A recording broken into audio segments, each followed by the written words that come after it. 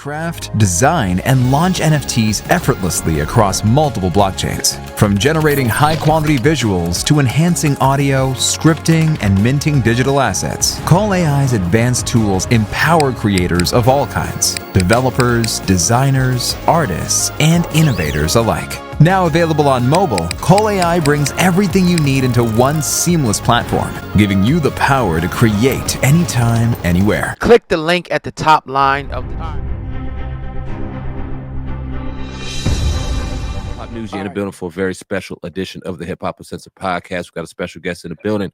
Actor Louie Martinez is hitting us on the podcast today. What's going on, family? How you feeling?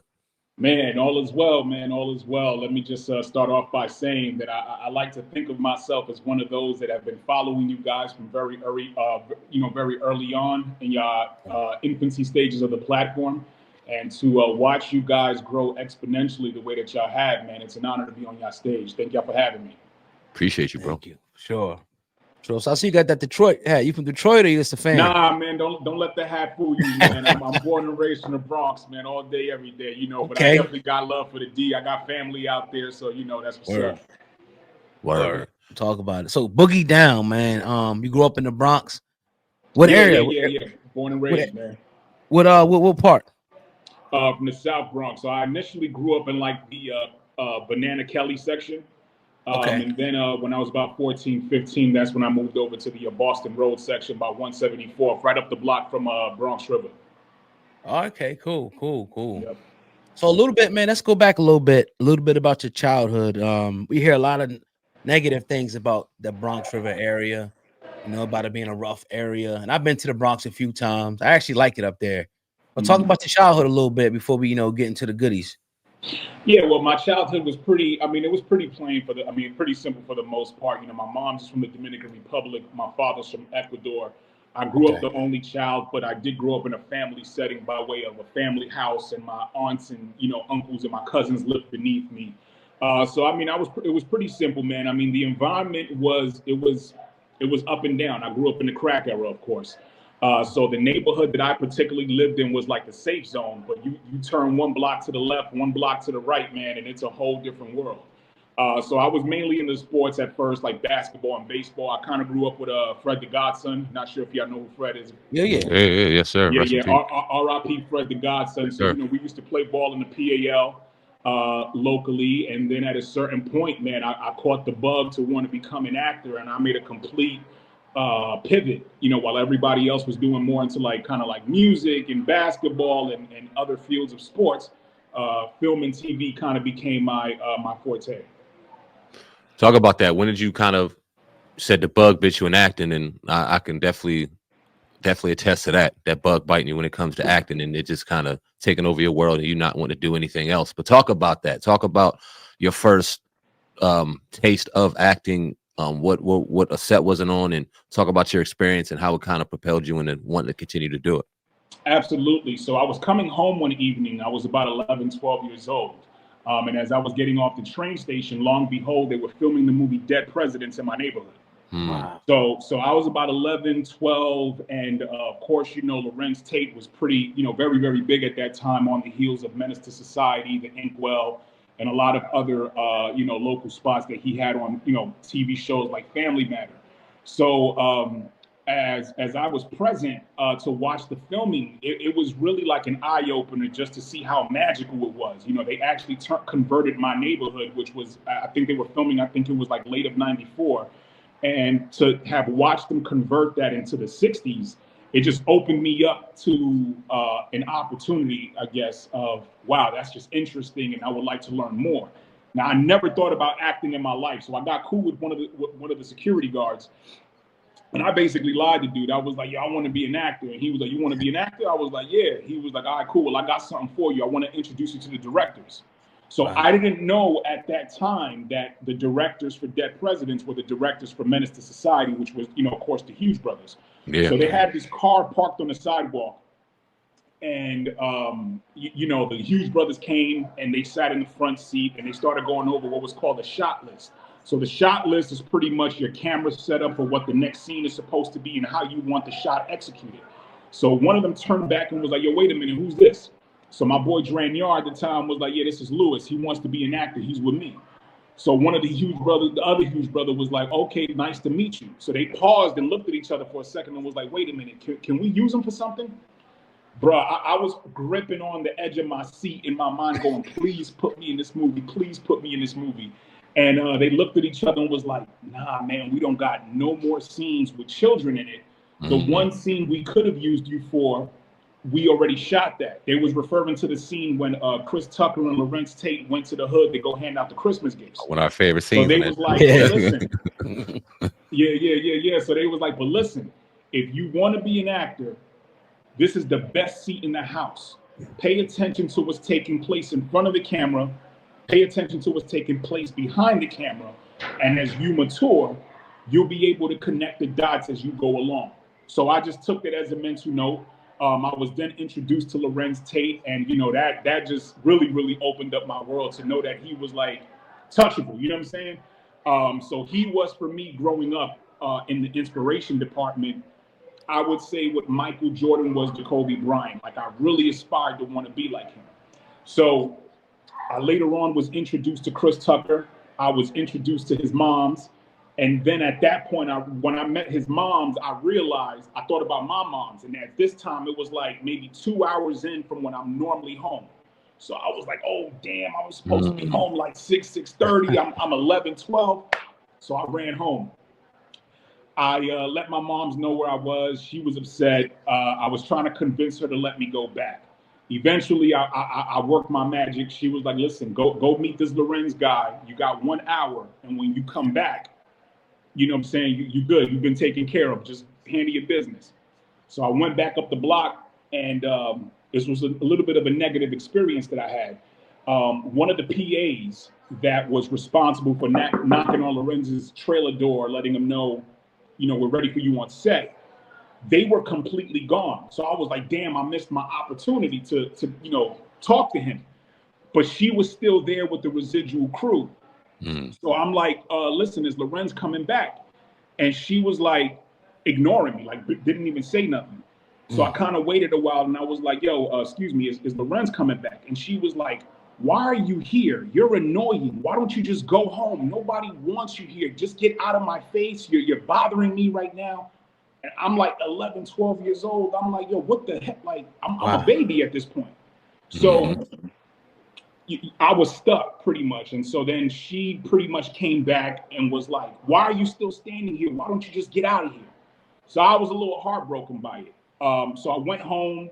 I was kind of in tears, but it really was a blessing in disguise because, this industry looks one way on the surface, but behind closed doors, it's a completely different animal. So that was one of those things where I was able to convert lemon into lemonade. And it really gave me the mental fortitude and the callous, if you will, to be tough in an industry that's very rough behind closed doors, but looks very cartoonish on the surface, if that makes sense. Hell yeah. Wow. So taking that experience, when was your first time after that, like moving forward to your life, that you actually, I don't know if you went to school or whatnot, but when your first acting gig?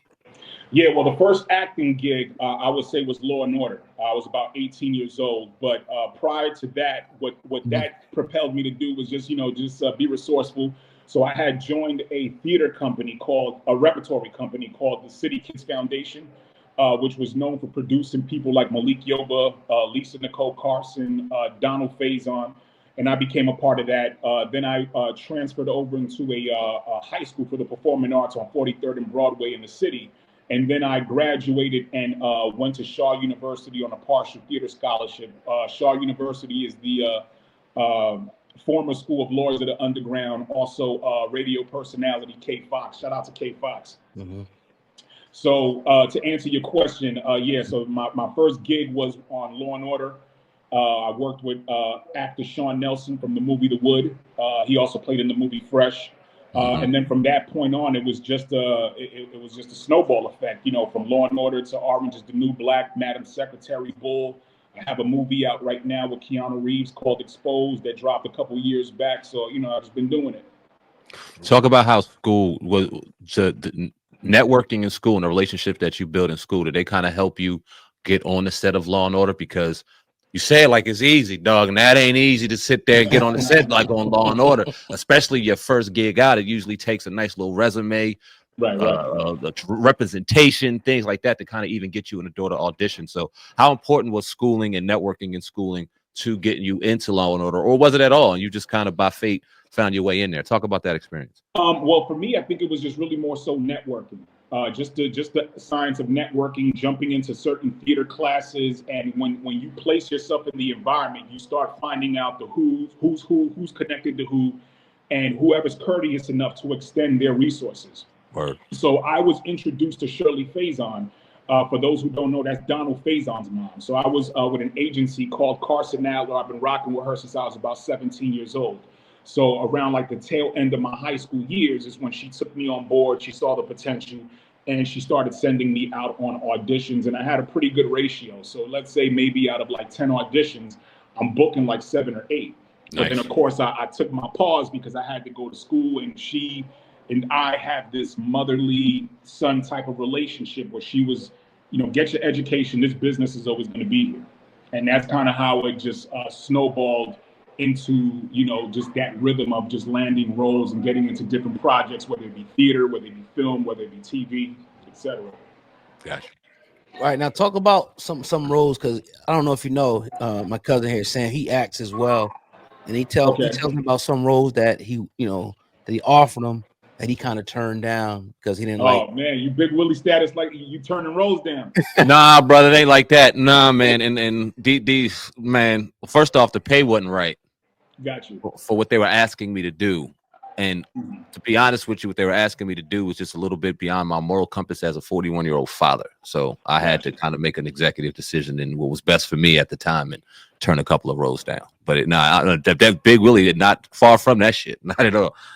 Yeah, so I'm glad he cleared it up. So was there anything you ever turned down that you was like, you know what? Even though the money might be good, I don't want to be showed in that light. Because we talk to a lot of people on this show. Some actors say, look, it's just acting, man. I don't care. Some people say, nah, I can never do it. So where do you stand? I mean, for me, I think it's really about understanding your brand and really the trajectory of where you want your brand to go. And then, at that point, if there's a role that you feel it's compromising to the integrity of where you want your career to go, then that's going to have to be a personal decision. Everybody's acting approach is slightly different. There are certain people that when they act in front of the camera, they just respond to the cues on paper. And then there's others that they're more of the Stanislavski method type of acting where they actually place themselves in that frame of mind. So, it's all subjective to each individual based on how deep you want to go. So for me, there are certain roles that I don't have a problem saying no to, and I'm fine with that, but then there's others that feel like you're limiting yourself as an actor, but everything in nature has a limit. Just because something is accessible doesn't mean that you should always do it. I mean, there's a gravity exists for a reason, right? To let you know that there's a limit beyond this cliff, and if you step off that cliff, then you're subjected to gravity, right? So for me, I just like to do projects and roles that I feel raise the consciousness of the people. Allow myself to be a vessel to just deliver and tell the truth. And at the same time, allowing these roles to kind of be therapeutic. A lot of times I go through shit in life, you know what I'm saying? I got things going on. I'm a father as well. Yeah. And sometimes life can get to us, in this industry, there's more downs than there are ups. So whenever I do get an opportunity to really submerge myself in something, I'm going to do it. But if there's something that I feel is just not in my best interest or in the interest of my brand, then I just respectfully decline and keep it moving. And that was a great way to put it. Talk about and acting is a level of vulnerability that everybody has to kind of tap into that isn't typically comfortable in just a normal human experience. It's hard for us to kind of get outside of our shell and show a different side of ourselves, especially in the public eye. But I think that's one of the magic pieces of acting, to be able to kind of open that vulnerable side and show that. Right. But then it kind of has that fine line like you were talking about. And it doesn't have a fine line when you're an actor, but as a person that maybe doesn't necessarily understand it, talk about how, especially in our culture, especially as men of color, how it's not easily accepted to be show a vulnerable side or have vulnerabilities and things like that. But in acting, it's all about expressing those vulnerabilities. So talk about, was that a challenge for you kind of getting into the art of acting, or was that something that you kind of embraced as you went along with it? No, man. You know, to be honest with you, I actually embraced that pretty early on. Yeah. I actually found it fun to show that vulnerability side, because I kind of felt like that's where the magic is. You know, Word. the beautiful thing about film and TV, that it's bigger than words. I mean, if you're an actor as well, so I'm pretty sure you know through coaches that you had that it's not about the words, it's about the intention. Right. So for me, I've always loved the ability to transcend energy from point A to point B.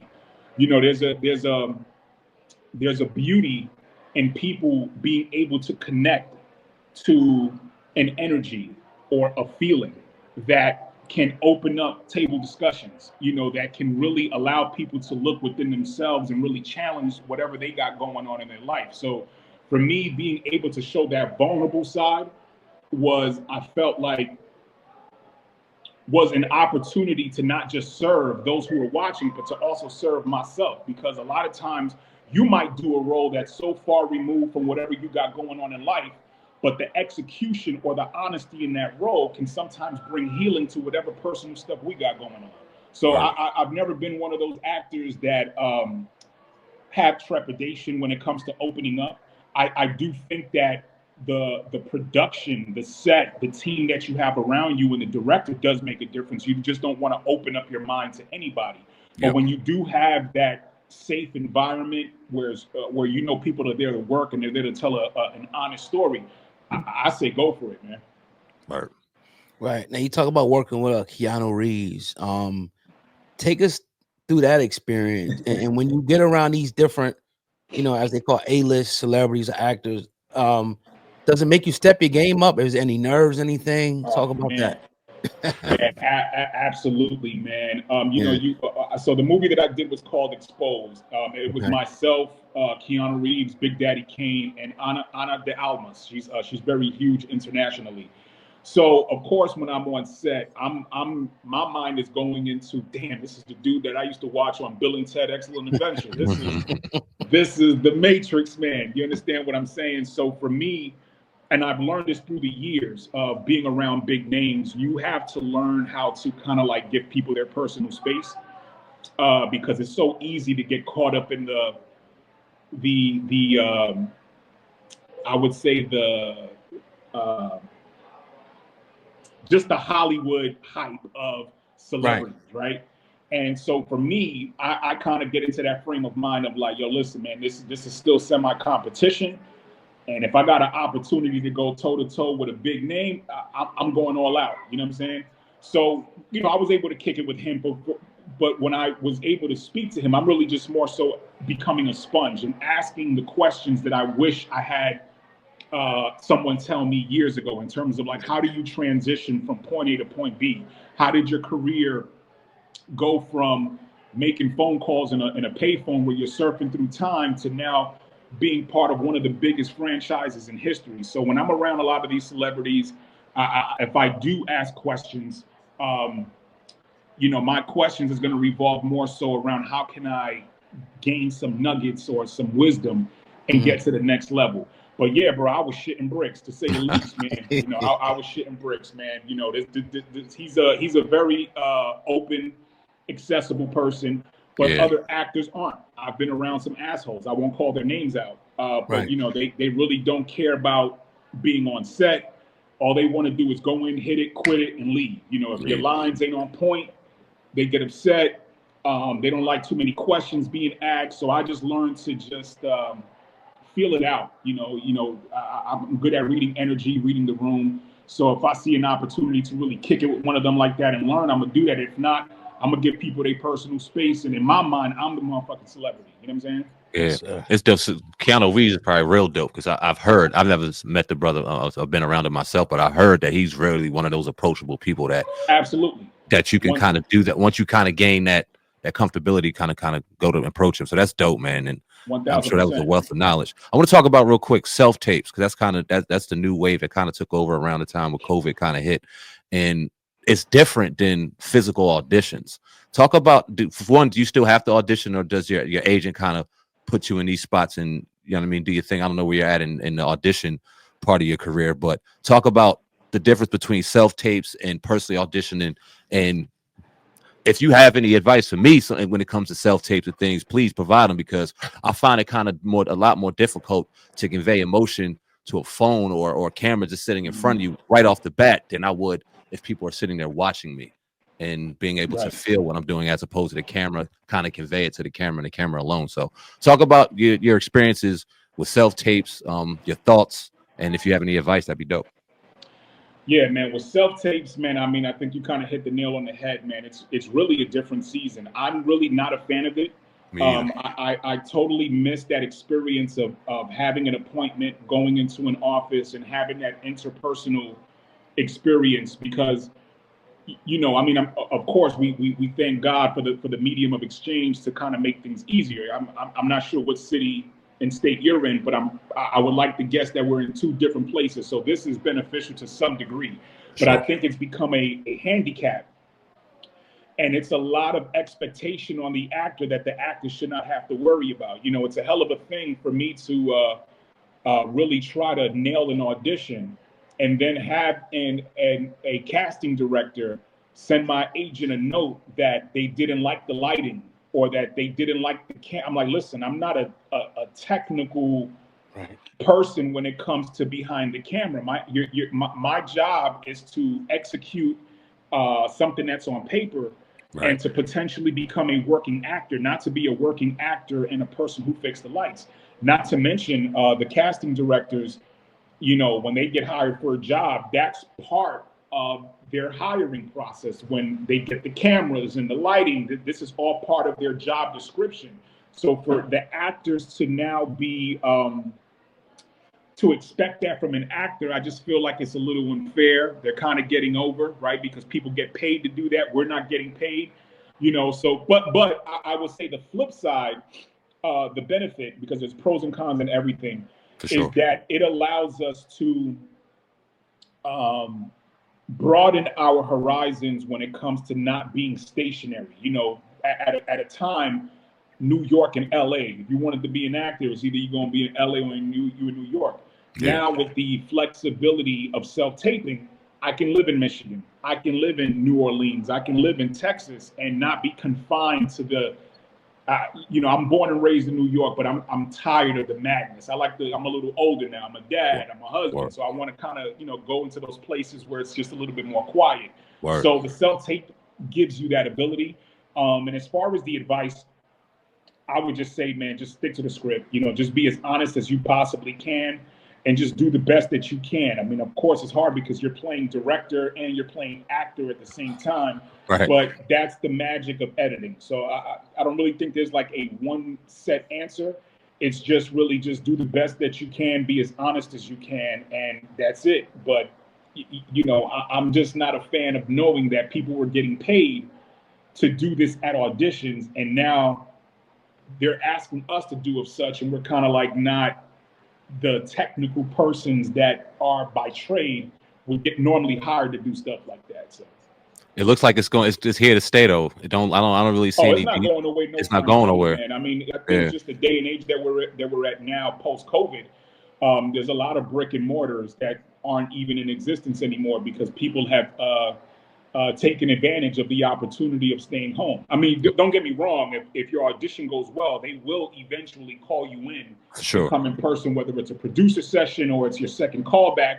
But I just think that it takes away from that interpersonal connection of being able to leave an impression in the room.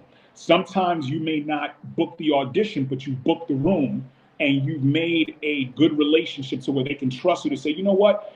He or she may not be good for this project, but their personality left such an impression that I feel comfortable calling that person back. I think we're being robbed from that, you know? Facts. Great point. I seen it was like a story they were talking about like LA and not being the premier place for movies anyway. They said New Jersey and other places now.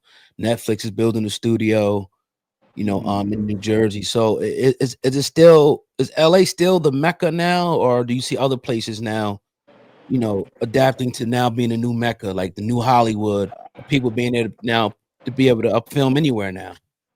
Yeah, I think that we're in a transition. So LA is still the mecca for it all Right. because that's where all the top studios are, the Warner Right. Brothers, the Paramounts, the Lionsgate. But I think what we're looking at now is people just going in cities where they can get bang for their buck. We see 50 Cent now, who's out in Louisiana and capitalizing through great real estate marketing and being able to create a studio of his own. And it's not in the traditional cities. So I think Hollywood is now starting to broaden and expand their horizons and go into these cities where you can buy cheap but get the most out of those situations. Right. Yeah, I love the fact that it's not the only option anymore. That it's not as gate kept as it used to be because you can travel to a Houston or an Atlanta or now come up to Jersey or in different places and find work as opposed to having to just kind of set your focus on New York or Los Angeles. I think I love what's going on, especially for, you know what I mean, in film right now, especially for the actors. So what do you got going on next, brother? I know you had the film with Keanu Reeves, and you know, you shoot those films years in advance and then you wait and you sit on your hands, wait for it to come out. Then it finally comes out, you start promoting it. So do you have anything that you've done on Tuck that you can, Yeah, I know you really talk man. about much, Recently, yeah. Recently, I don't know if you guys saw, I just put out a concept trailer called The South Side Slugger. Yeah. And what Yeah. the South Side Slugger is, it's another installment to the Rocky franchise. So the Dope. same way that Morgan Cooper, the gentleman who reimagined the Fresh Prince of Bel-Air, produced a concept trailer and was seen by the eyes of Will Smith, and then that Yeah. was pipelined over to Peacock and they got picked up. I'm following in its footsteps by creating another installment to the Rocky franchise, except this one focuses on Clubber Lang. Clubber Lang in Rocky 3 surprisingly never had a backstory. So I was inspired one day to kind of go in the same direction as Ryan Coogler. Ryan Coogler developed Creed, but of course he didn't own the intellectual property. Once you put Rocky in it, once you put Drago in it, that then has to be greenlit by the people that own the intellectual property. Unfortunately, I don't have the connections or belong to the warehouse or the engine that Ryan Coogler was attached to, where he was with William Morris. He was fresh off of Fruitvale Station, which was produced by the Weinstein Company, or formerly known as the Weinstein Company, now TWC. So I just said, one day I was just home, man. I said, yo, as actors, we experience more downs than ups. And I'm a firm believer in creating your own opportunity. So I thought it would be a great idea to write a sizzle because I do have a featured script for it, but that's tucked away. So I wrote a 10-pager for a concept trailer. Got a crazy team. The DP was one of the DPs from BMF. I have actor Jaden Kane in it from Vampire Diaries, Luke Cage. I have Mr. T's biological daughter in the project, and we also have Sean Nelson as well, and the company Fubu actually lent some support. Shout out to my homeboy Keith Pierre from Fubu and Fubu Radio. So we released that with the hopes of getting the attentions of Sylvester Stallone or MGM Studios, with the desire to want to be able to sit down the same way Ryan sat down and produced Creed. I have some ideas on really expanding that universe and kind of turning it into like a Marvel, if you will. So that is crazy. Can you, will it be a film? Are you looking like a series? What's your vision for how you're going to distribute it? I think it's flexible. I think it can become a TV series, but me personally, the desire is to do a film. I really did some very extensive research into the city of Chicago because, of course, Clubber Lang, according to the story, he's from Chicago. So my project takes place in the 60s and 70s. So I kind of see it more as a more impactful project if it comes out as a film. It's very true to the culture of Chicago, and his daughter is a big fan of it. Of course, she's in it, but I think that this thing really has legs to do some damage. But again, I can only do so much with it because the character is not my intellectual property. So this is Right. kind of like me flirting with someone's IP. So Yeah. Dope though. Great idea, man. Yeah. So what are some of the issues or roadblocks that you would say getting it? Man. If you could talk about that. Man, Yeah. thank you for asking that question, bro. So basically, I don't have a big enough name. My name doesn't hold weight like a Michael B. Jordan or a Ryan Coogler or a Stallone. So some of the roadblocks has kind of been like, who the hell does this guy think he is to even do something like this.